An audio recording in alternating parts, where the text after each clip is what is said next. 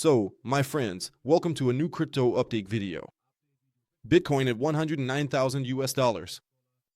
We're still stuck up here in this range. On a more positive note, at least we managed to close above 109,000 US dollars here. The downside is, we closed below the wick from the day before. So we're still kind of in a dilemma. We still haven't formed a higher high, in my opinion, so we're still in this 50-50 decision phase. Today is a holiday in the US, or actually, last weekend was a long weekend in the US. That means trading volume is much lower and more fakeouts are possible. But that could also be positive for us. Why? You'll definitely find out in today's update video. But before we get started, as always, feel free to give the video a like.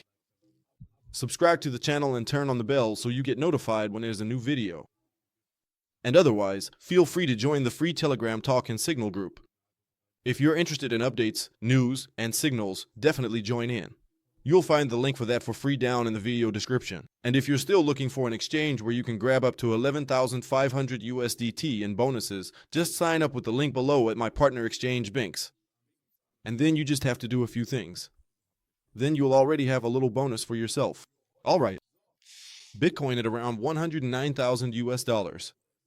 Yesterday, we had a wick up to 110,400 US dollars. If we take a look at the smaller time frames, that was yesterday at 3 o'clock in the afternoon, this wick shot up and was immediately sold off again. We're holding above our yellow trend line. That's already the positive thing about this whole situation. But as I said, we still have this chunk of liquidity up above. We also talked about this in detail yesterday during the live stream, that this zone up here is just going to be very crucial in my opinion. Not just because the heat map is really lighting up here at around 111,000 to about 112,000. We can look at this in any time frame here.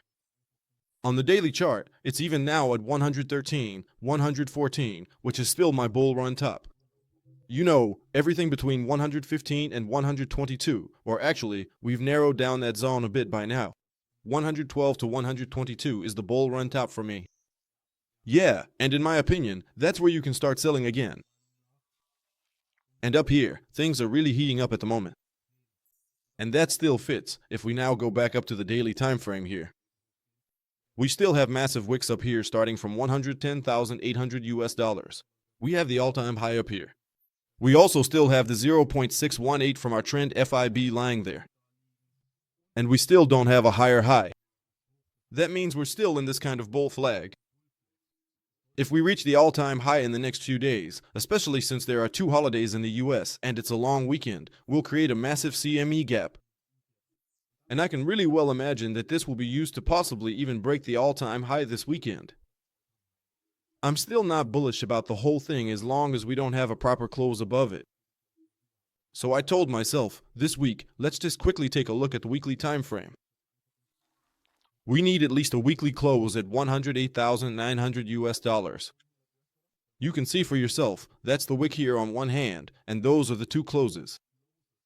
That means we would need a bigger close than in the previous weeks, or rather, an all-time high close.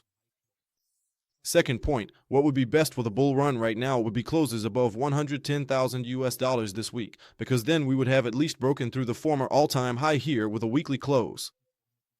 And then we would have momentum for, well, possibly the coming weeks. So, the situation in general is that, now that Trump's big beautiful bill has been passed and the market is being flooded with money again, or rather, the debt ceiling is being raised again for now. Of course, all of this is extremely bullish. Money might be flowing back into the market again. But what we saw yesterday, especially in the numbers, I want to quickly show you that. Where is it? I think it should be this one. Yield futures absolutely skyrocketed yesterday because, well, the numbers we got weren't really all that great. We had a 4.1% unemployment rate. The numbers were actually supposed to come in lower, or rather higher, and the non-farm payrolls were significantly better than expected. So the economy keeps fluctuating more and more. Yields keep rising sharply and the bond market continues to weaken. At the same time, the US dollar is still weak. We'll get back to that in a moment. But those are still my main risk factors that you should definitely keep an eye on. Otherwise, for me, long scenarios, we haven't had this retest down here yet. That's still within the realm of possibility. Between 107,400 and 106,600 is the first smaller, possible long positions, then aiming to take the all-time high. If that breaks, the next zone would still be down here between 103,000 and 101,000 US dollars, which we've already talked about. Other than that, not much is happening at the moment.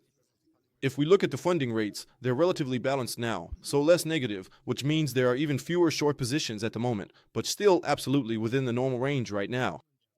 So, that's it for Bitcoin for now. Let's move over to the altcoins. Yeah, pretty dead. We also talked about this in detail during yesterday's live stream, that the market is currently pretty divided, no matter which chart we look at. Let me just quickly show you this here on the weekly time frame, also briefly for Ethereum. We had our rally up here to $4,000. Now this sell-off, we only made it to the 0.5 level, didn't even get into the golden pocket, and are consolidating here. That means we didn't even break this intermediate high on the weekly at 2,831 to the upside, just another liquidity wick. And we don't just see that with Ethereum, we see it with almost all altcoins at the moment, that we're not really in a bullish phase here. Same with, Solana. Sell-off. Up here, liquidity just gets taken at $180 and then it sells off again. And this downward movement might not be over yet, and we could come down again sooner or later. So we're really only bullish on Bitcoin. The rest of the altcoins, honestly, could be a lot better. We could really see another bigger dump here. Of course, things could always turn out differently, but just from a technical chart perspective, none of this looks truly bullish at all. You all need to be aware of that, and I don't want to be a total bear here, but that's just how it is. Unfortunately, I can't tell you anything better than that. If we look at the smaller time frames, okay, at least Solana has managed to break out here. We talked about that, support.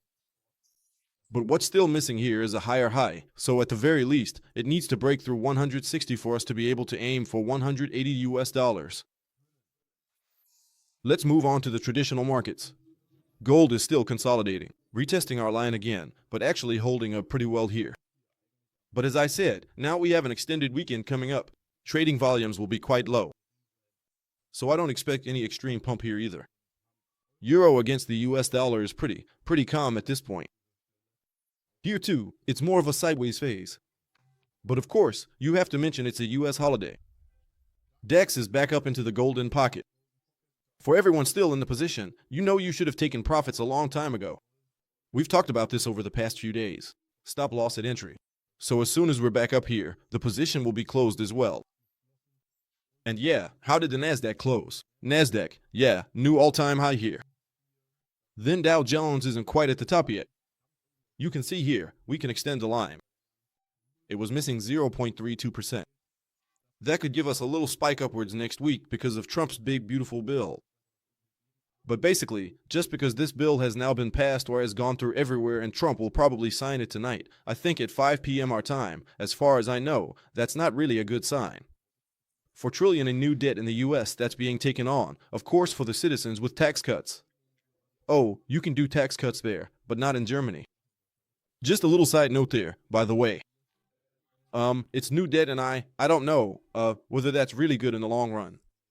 Short-term impact, yes, a short-term bullish impact, but in the long term, at some point, it's definitely going to collapse. Yeah, and last but not least, the S&P 500 is also still consolidating at this all-time high. But as you can see, we're having a bit of trouble here with this former uptrend line. Luckily, we've now broken through the other one. That was strong resistance, and also a nice impulsive move. Now we're above it. Let's see if we can hold that next week. So yeah, let's see what happens. But as I said, I'm really extremely cautious about all of this right now, with, Bitcoin and of course also the stock markets. Feel free to share your opinion down in the comments. Otherwise, I'd say that's it from my side. We'll catch up later with an XRP update video, and otherwise, I'd say that's it from me. Wishing you all a great start to the weekend. Take care of yourselves. See you later. Ciao, ciao, and as always, stay crypto.